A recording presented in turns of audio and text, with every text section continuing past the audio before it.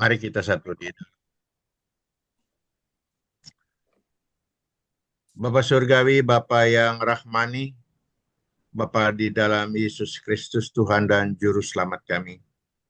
Segala puji syukur, limpah terima kasih kami naikkan ke hadapan hadirat-Mu ya Tuhan, atas penyertaan dan pemeliharaan-Mu, penjagaan dan perlindungan-Mu kepada kami.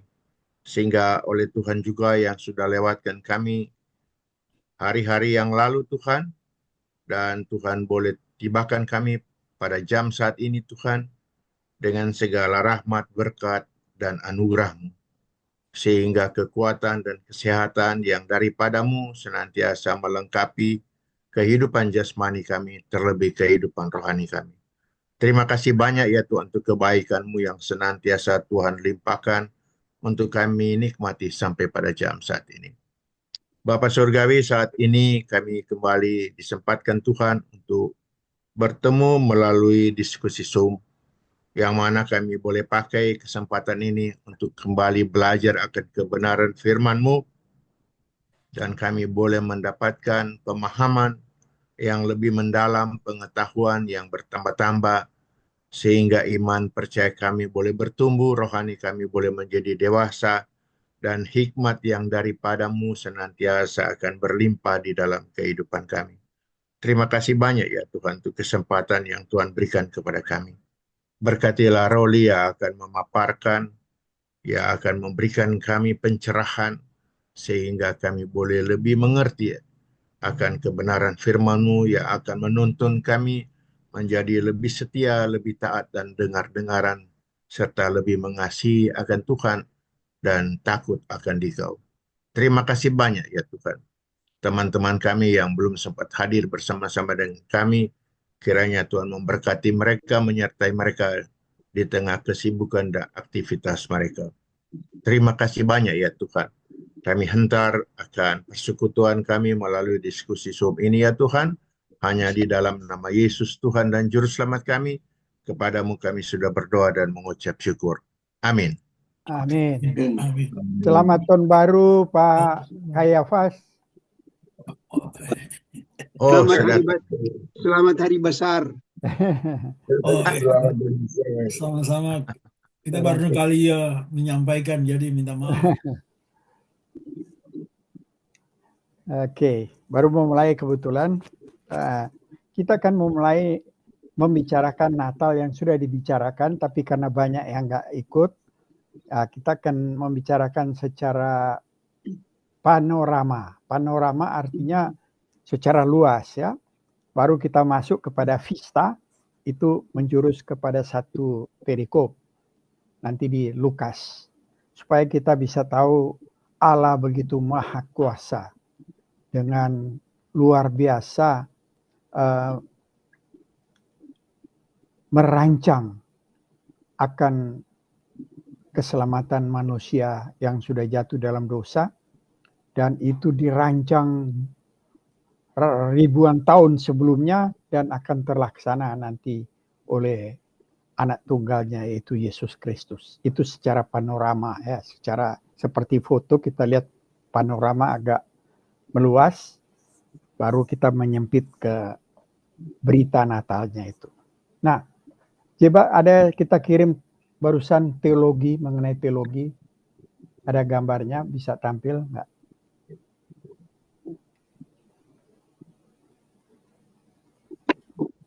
Nah, ini sebagai pengantar ya. Jadi kenapa kita perlu mengetahui teologi? Teologi artinya Theos Allah, logi itu adalah firman-Nya. Jadi firman Allah, bagaimana kita menerjemahkan apa yang Allah berikan di dalam firman. Yaitu, itu teologi. Jadi semua orang pasti punya teologi. Dia mau belajar atau tidak, berdoa kan dia berdoa, dia bagaimana dia mendefinisikan Allah di dalam doa. Ya, sebagai Bapa, nah itu teologi. Nah itu pandangan kita tentang Allah ya, teologi. Dan ternyata teologi ini mempengaruhi cara hidup, membentuk cara hidup. Contohnya ya, tanpa sadar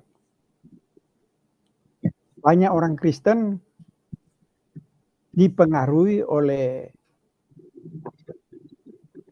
Kristen progresif. Kristen progresif ini banyak yang tidak belajar Kristen progresif, tapi salah satunya dia begini. Allah itu maha kuasa. Maha kasih. Ya. Karena begitu maha kasih, pasti akan menyelamatkan kita. Dia sempat, satu contoh, dia sempat tunjuk satu orang muslim yang baik sekali. Dia bilang, orang muslim yang baik sekali ini tidak mungkin Allah masukkan di dalam neraka. Karena Allah itu maha kasih.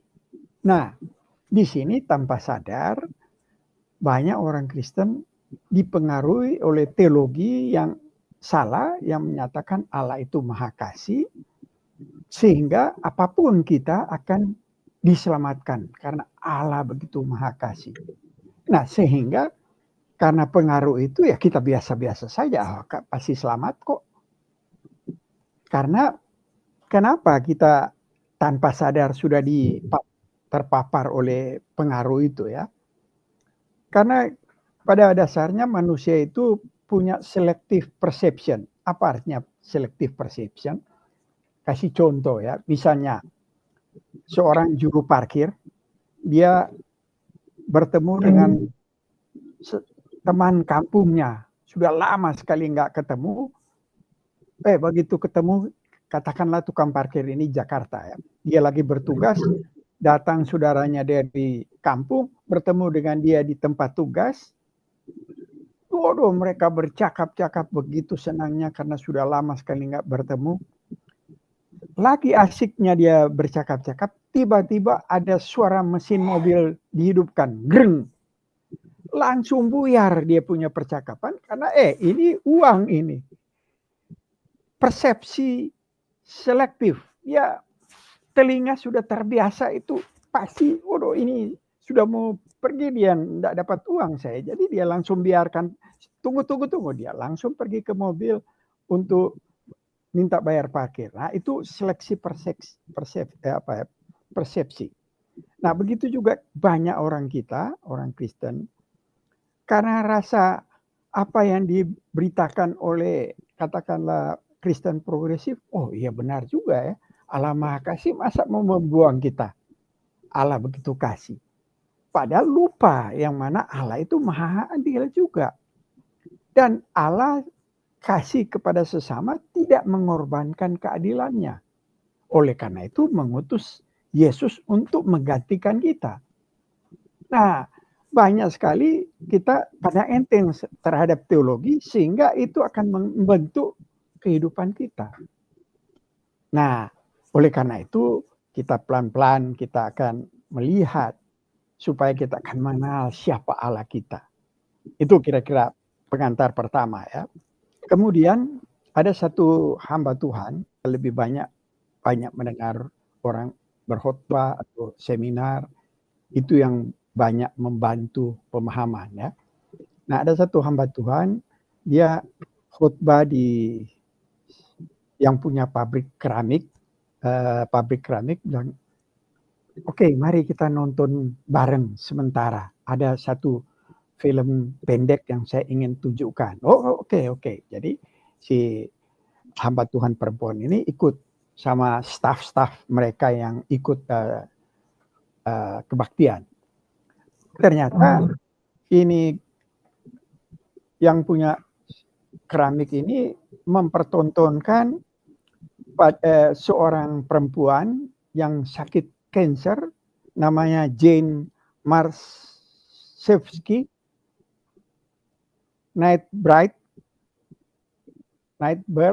yang ikut American Got Talent. Dia kanker, umur 31, dia ikut pada 2022. Dia punya kesempatan hidup tinggal 2%. Karena sudah menyebar ke seluruh tubuh. Ya. Tapi walaupun dia sudah tinggal 2%, dia masih bisa berkarya dengan penuh harapan. Dia ikut American Got Talent menyanyi dengan karya sendiri. Jadi lagu yang dia ciptakan sendiri yang berjudul It Is Okay, It's Okay. James Marszewski. Nah, kalau lihat di YouTube itu, kalau coba bisa tampilkan James Marszewski Night Bird, itu dia luar biasa. Dia kalau mau nonton itu bisa nangis karena orangnya penuh harapan menyanyikan lagunya, dan Simon Cowell itu yang kasih Golden Buzzer, dan dia lolos ke babak berikutnya, tetapi babak berikut dia tidak bisa ikut lagi karena dia diwawancara sudah di tempat tidur menghadapi kematian. Jadi tidak bisa ikut babak selanjutnya. Nah, si yang punya pabrik keramik ini setelah selesai baru dia bilang ke staff-staffnya, coba kalian pikirkan ya, ini Jane ini tinggal 2% dia punya kehidupan, tapi dia masih bisa berkarya dengan penuh harapan. Dia menyanyi dan luar biasa nyanyinya, dan sudah 200 juta diputar balik dia punya lagu ini. Ini dia. Aduh, luar biasa sekali. Nah, pesan dari punya keramik ini, dia bilang begini, bayangkan orang yang tinggal 2% hidup, dia menyanyi dengan penuh harapan dan masih berkarya. Nah, bagaimana dengan kita yang masih mungkin untuk hidup masih lama? Apakah kita tidak mempergunakan kesempatan beberapa persen yang kita masih bisa hidup? Ini aja 2%, dia masih berkarya, menciptakan lagu sendiri, dan menyanyinya sangat bagus. Dan sudah 200 juta diulang-ulang untuk diputar kembali. Dan ada satu choir dari Afrika menyanyikan ini lagu It's Okay. Waduh, luar biasa ini. Nah, tapi pesan dari yang punya keramik ini bilang begini, dia yang tinggal 2% berkarya dengan penuh harapan, bagaimana dengan kita yang masih beberapa persen, lebih banyak dari itu yang perlu dipergunakan. Oh, luar biasa ya. Itu yang saya dengar dan saya agak tersentuh. Saya putar ulang ini, saya dengar, aduh, lebih menikmati lagi apa yang dia kalau ditonton kembali. Nah, itu yang mengingatkan kita, mari kita mempergunakan presentasi kita yang masih bisa hidup lebih lama dari orang ini. Mari kita pergunakan secara baik. Nah, pengantar ini sudah dibawakan beberapa hari lalu. Ini menyangkut Alexander Agung.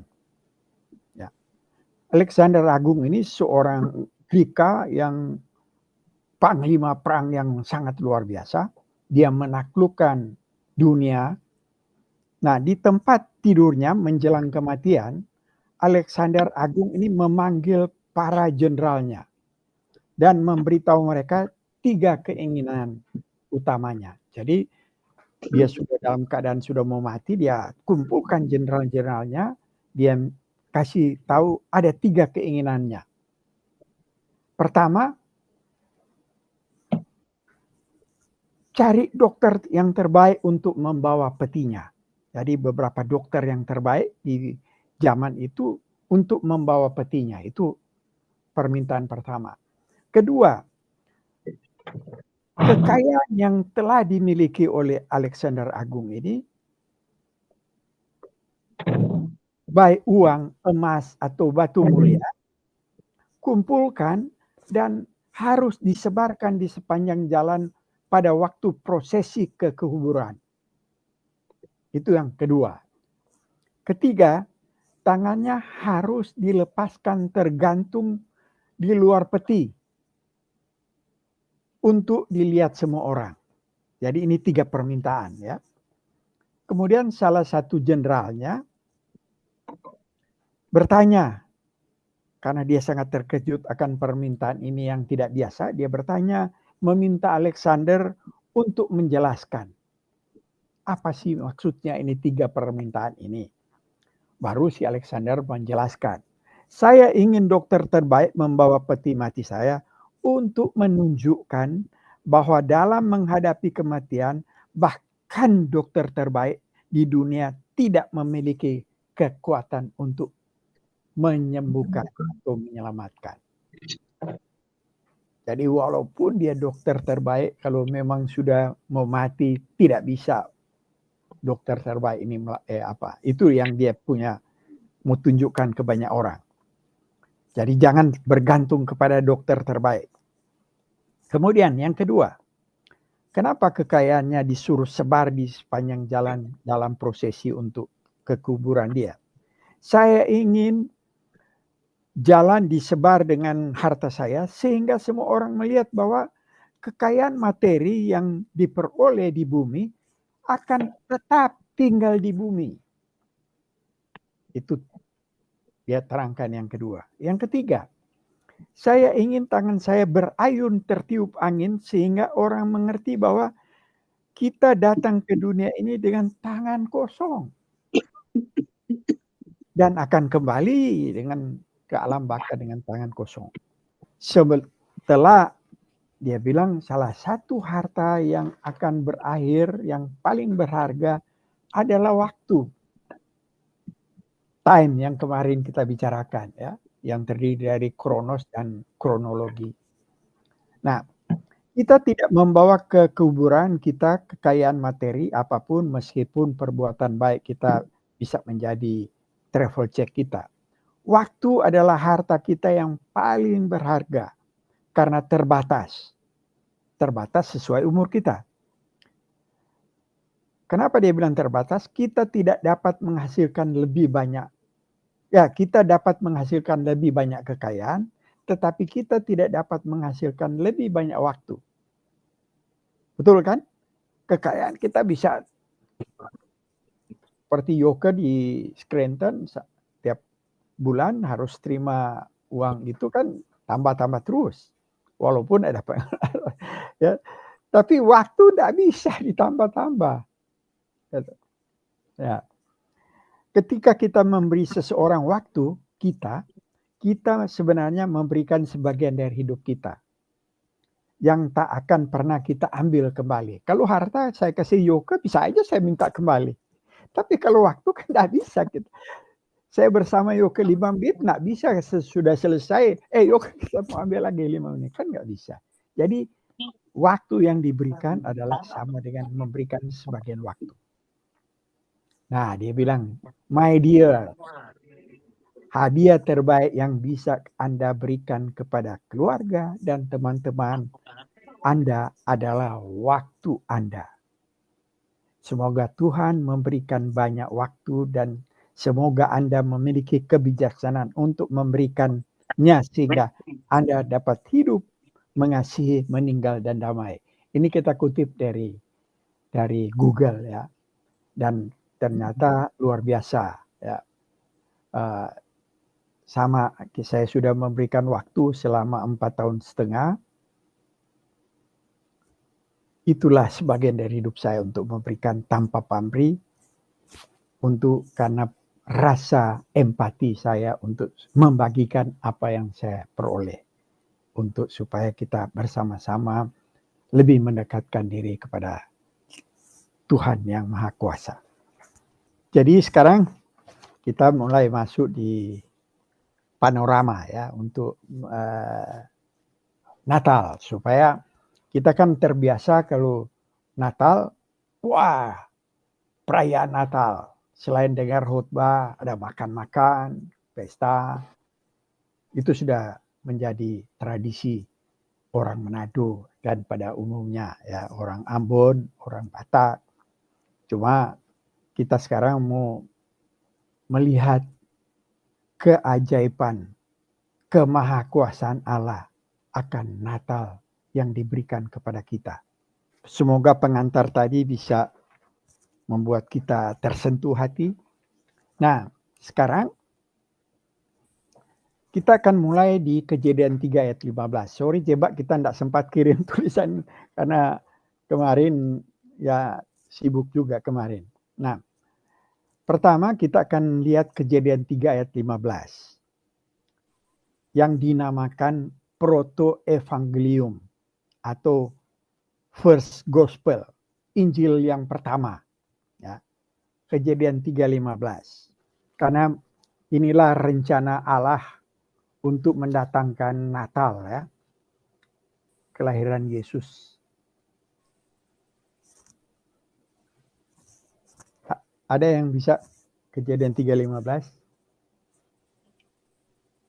Aku akan mengadakan permusuhan antara engkau dan perempuan ini, antara keturunanmu dan keturunannya. Keturunannya akan meremukan kepalamu dan engkau akan meremukan tumitnya. Oke, jadi ini kita akan bahas sedikit ya. Permulaan rencana Allah untuk mendatangkan Natal buat kita ya. Itu sebabnya disebut Injil utama. Injil pertama maksudnya. First Gospel atau bahasa latinnya proto-evangelium. Nah, jadi apa yang Pak Pendeta bacakan tadi, aku akan mengadakan permusuhan. Ya. Jadi Tuhan yang bicara ini. Aku akan mengadakan permusuhan. Jadi di sini Tuhan yang akan berperang. Memakai orang-orang yang akan dipilih Tuhan. Berperang dengan si iblis. Nanti kita akan melihat buktinya ya. Yang mana Tuhan yang akan berperang melawan si iblis. Tetapi akan memakai orang-orang yang dipilihnya. Kejadian seluruh perjanjian lama itu nyata sekali. Tuhan yang berperang dengan kuasa kegelapan. Dengan memakai orang-orang. Ada satu perikop yang kita bisa lihat Tuhan berbicara mengenai bagaimana Tuhan berperang dengan kuasa kegelapan. Kalau siapa bisa baca Yosua 24 ayat 1 sampai 15. Yosua 24 ayat 1 sampai 15. Kemudian Yosua mengumpulkan semua suku orang Israel di Sikem. Dipanggilnya para tua-tua orang Israel, para kepalanya, para hakimnya, dan para pengatur pasukannya. Lalu mereka berdiri di hadapan Allah. Berkatalah Yosua kepada seluruh bangsa itu, beginilah firman Tuhan Allah Israel. Dahulu kala di seberang sungai Efrat, disitulah diam nenek moyangmu, yakni Tera, ayah Abraham, dan ayah Nahor, dan mereka beribadah kepada Allah lain. Tetapi aku mengambil Abraham bapamu itu dari seberang sungai Efrat dan menyuruh dia menjelajahi seluruh tanah Kanaan. Aku membuat banyak keturunannya dan memberikan Ishak kepadanya. Kepada Ishak kuberikan Yakub dan Esau. Kepada Esau kuberikan pegunungan Seir menjadi miliknya, sedang Yakub serta anak-anaknya pergi ke Mesir. Lalu aku mengutus Musa serta Harun dan menulahi Mesir, seperti yang kulakukan di tengah-tengah mereka. Kemudian aku membawa kamu keluar. Lanjut, siapa yang sudah dapat? Nah, Bagi-bagi.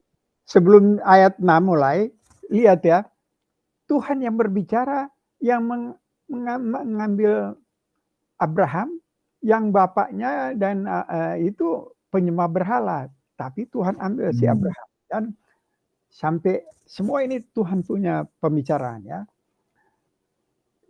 Lalu aku mengutus Musa serta Harun dan menulahi, itu yang 10 tulah ya, yang ditulahkan kepada sampai akhirnya Firaun mengalah untuk memberikan harta-harta mereka kepada orang Israel untuk. Oke, ayat 6 kita baca ya. Setelah aku membawa nenek moyangmu keluar dari Mesir dan kamu sampai ke laut, lalu orang Mesir mengejar nenek moyangmu dengan kereta dan orang berkuda ke laut Teberau. Kita sudah nonton semua di film Musa ya. Sebab itu berteriak-teriaklah mereka kepada Tuhan. Maka diadakannya gelap antara kamu dan orang Mesir itu. Dan didatangnya air laut atas mereka. sehingga mereka diliputi, dan matamu sendiri telah melihat apa yang kulakukan terhadap Mesir. Sesudah itu lama kamu diam di padang gurun. Jadi semua tentara yang mengejar mati semua oleh keajaiban dari Tuhan sendiri. Ayat 8. Aku membawa kamu ke negeri orang Amori yang diam di seberang sungai Yordan. Dan ketika mereka berperang melawan kamu, mereka kuserahkan ke dalam tanganmu. Tuhan yang menyerahkan. Sehingga kamu menduduki negerinya, sedang mereka kupunahkan dari depan kamu. Jadi Tuhan semua yang berperang. Ketika itu Balak bin Sipor, Raja Moab, bangkit berperang melawan orang Israel, disuruhnya memanggil Bileam bin Beor. Pernah dengar pasti ini. Bileam bin Beor nanti naik keledai yang berbicara sama dia. Nah, untuk mengutuki kamu. Tetapi aku tidak mau mendengarkan Bileam sehingga dia pun memberkati kamu. Rencana Bileam mau mengutuki Israel, tapi Tuhan yang memakai Bileam untuk memberkati Israel. Jadi Tuhan semua punya pekerjaan. Demikianlah aku melepaskan kamu dari tangannya. Setelah kamu menyeberangi sungai Yordan dan sampai ke Yeriko. Nah, ini kan orang sudah tahu semua waktu sekolah minggu. Yeriko itu 7 kali diputar, hanya bernyanyi, bersorak, runtuh semua kan.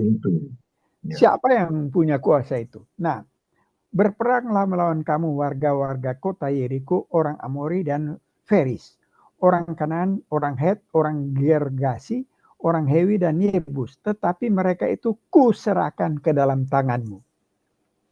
Kemudian aku melepaskan tabuhan mendahului kamu, dan binatang-binatang ini menghalau mereka dari depanmu, seperti kedua raja orang Amori itu. Sesungguhnya bukan oleh pedangmu dan bukan pula oleh panahmu. Jadi bukan oleh pedang mereka dan panah. Ya toh? Demikianlah ku berikan kepadamu negeri yang kamu peroleh tanpa bersusah dan kota-kota yang tidak kamu dirikan. Tetapi kamulah yang diam di dalamnya. Juga kebun-kebun anggur dan kebun-kebun zaitun yang tidak kamu tanami, kamulah yang makan hasilnya. Oleh sebab itu takutlah akan Tuhan dan beribadahlah kepadanya dengan tulus, ikhlas dan setia. Jauhkanlah Allah yang kepadanya nenek moyangmu telah beribadah di seberang sungai Efrat dan di Mesir, dan beribadahlah kepada Tuhan. Baru ayat 15 ini Yosua punya perkataan yang sangat luar biasa. Tetapi jika kamu anggap tidak baik untuk beribadah kepada Tuhan, ini Yosua ya, pilihlah pada hari ini kepada siapa kamu akan beribadah. Allah yang kepadanya nenek moyang beribadah di seberang sungai Efrat, atau Allah orang Amori yang negerinya kamu diami ini. Tetapi aku dan seisi rumahku, ini Yosua bilang, aku dan seisi rumahku, kami akan beribadah kepada Tuhan. Jadi di 1-14, bayangkan Tuhan memberikan kepada orang di zaman itu, yang mana Tuhan semua yang melakukan dengan memakai orang untuk melawan si kuasa kegelapan. Karena di Kejadian 3 ayat 15, Tuhan bilang begini, aku akan mengadakan permusuhan. Jadi Tuhan yang berperang. Itu yang kita baru baca ya. Antara engkau, ular itu, dengan perempuan ini, Hawa. Ya. Keturunanmu, nah keturunan ular kan tidak punya keturunan karena roh kan. Keturunanmu inilah yang orang-orang yang tidak percaya kepada Tuhan. Inilah keturunan iblis. Termasuk Kain. Oleh karena itu dikutuk. Pada waktu Nuh selamat dengan 8 orang, 1 orang rupanya turunan iblis. Siapa? Ham. Atau disebut Ham itu bangsa apa namanya? Dia yang dikutuk. Ya. Nah, itulah keturunan ular. Dan orang-orang yang dipakai oleh Tuhan untuk melawan keturunan ular ini, keturunanmu dengan keturunannya. Nah, di sini bahasa Indonesia kurang. Kalau keturunan itu hersit, kalau bahasa Inggris ya. Dia kalau bahasa Ibrani ini sedikit karena Sarah. Sarah artinya ada keterangannya di satu kamus yang teolog bicara. Itu terdiri dari NMSC. N artinya noun, kata benda. M maskulin, artinya pria. S singular. Jadi keturunan ini merupakan pria dan satu. Nah, Tunggal. inilah yang dijanjikannya akan meremukkan kepala ular. Tapi keturunan ular akan meremukkan tumit. Nah, artinya keturunan ular akan meremukkan tumit itu salib, di mana Yesus akan disalibkan. Itulah maksudnya, engkau akan meremukkan tumitnya. Keturunannya akan meremukkan kepalamu. Itulah Tuhan Yesus akan mengalahkan si iblis melalui kebangkitannya.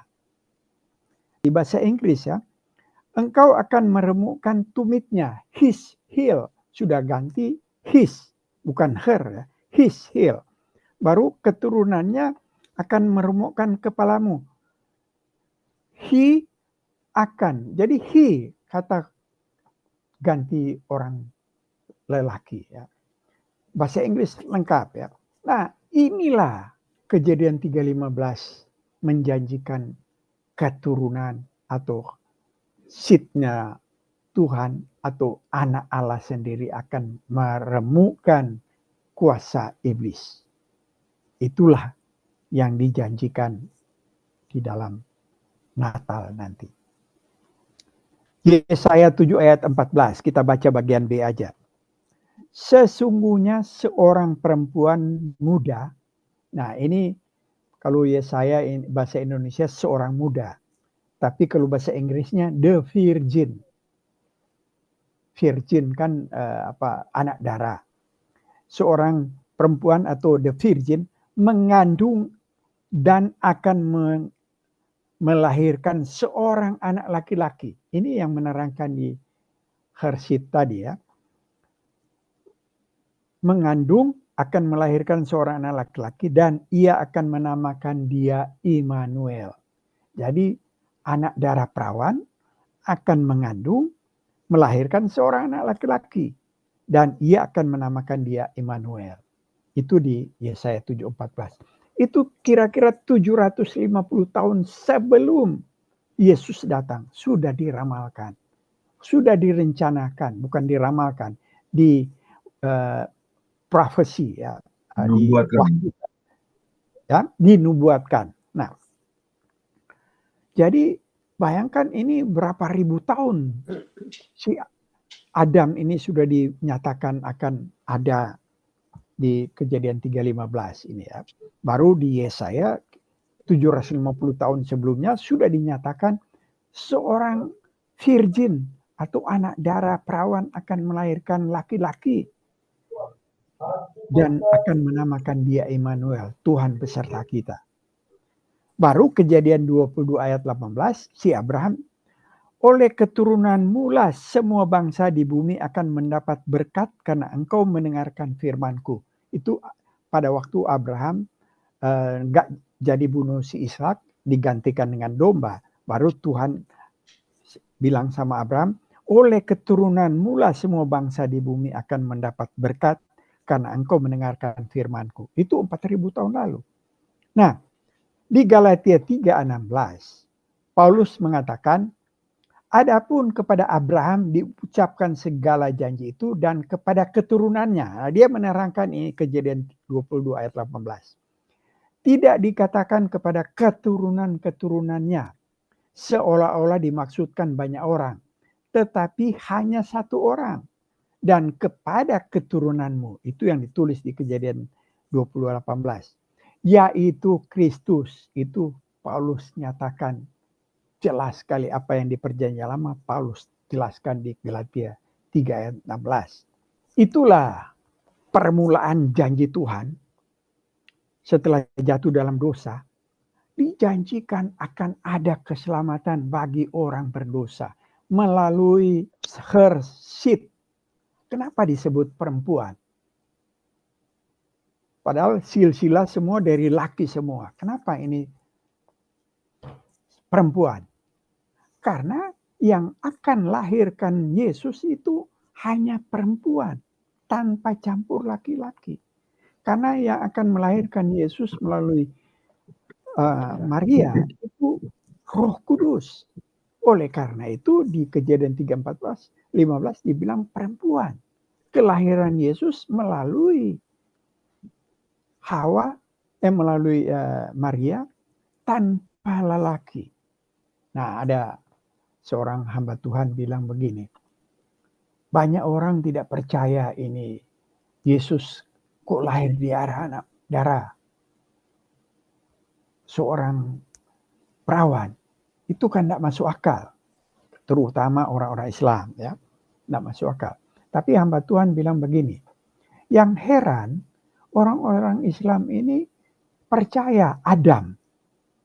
Padahal Adam itu tidak ada laki, tidak ada perempuan. Jadilah Adam. Kan melalui debu dan ditiupkan nafas, jadilah Adam. Mereka percaya. Kemudian Hawa. Hawa diambil tulang rusuk Adam. Jadi dari lelaki, tidak ada perempuan. Mereka percaya. Sekarang melalui perempuan, tetapi dibuai oleh Roh Kudus, mereka tidak percaya.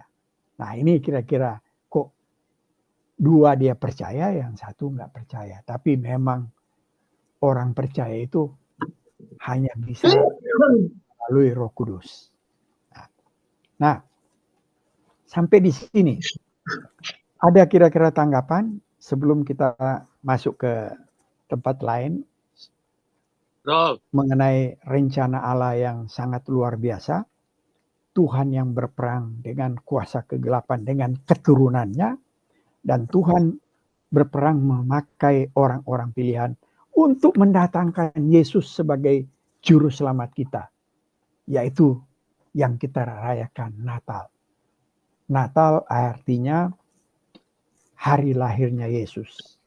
Itu sebabnya kalau sekolah-sekolah kan bilang dis natalis, itu hari Natal, hari lahir, ya, dis natalis. Nah, Bambang Nurseno, dia bilang juga, dan semua banyak hamba Tuhan bilang Isa yang di Al-Quran beda dengan Yesus.